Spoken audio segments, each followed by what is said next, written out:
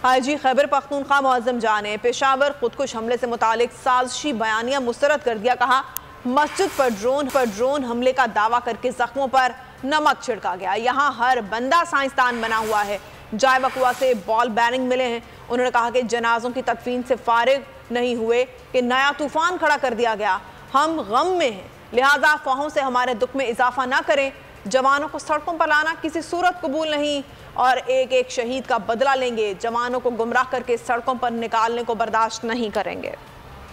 हम अपने एक एक शहीद का बदला लेंगे। हम कुर्बानियों को रायगा नहीं होने देंगे। हम उस दहशतगर्द के नेटवर्क के नजदीक हैं कि जी ड्रोन हमला हो गया। पूरे मीडिया ने पहले दिन देखा छत जमीन पे गिरी हुई है, छत इंटैक्ट है, छत एक पीस में है, छत की एक एक ईंट नजर आ रही है। फिर आप कहते हैं ड्रोन हमला कोई सुई थी के अंदर चली गई जिसका पता नहीं चला। ड्रोन हमले से छत पे सुराख होना चाहिए था। कहाँ है वो सुराख? मीडिया के पास फुटेज मौजूद है। वो ड्रोन हमला कहाँ से आया, किस जगह से किया?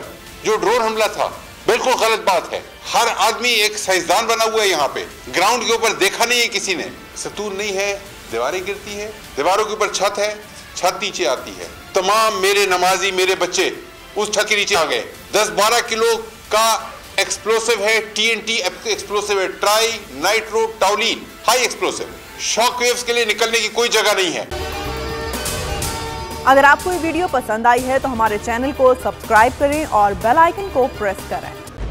खूने नाहक बहुत पी चुकी ये जमीन, अब कोई दिन में ये खून उगलने को है। खत्म हो जाएगी ये तमाशागरी, वक्त पलटेगा रोजे जजा की तरह। ये जो पेशावर में ताजा लहू है बहा, एक क़यामत करेगा फलक पर बपा।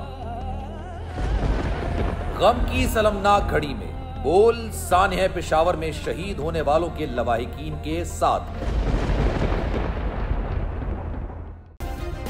सब्सक्राइब करें और बेल दबाएं ताकि कोई खबर रह न जाए।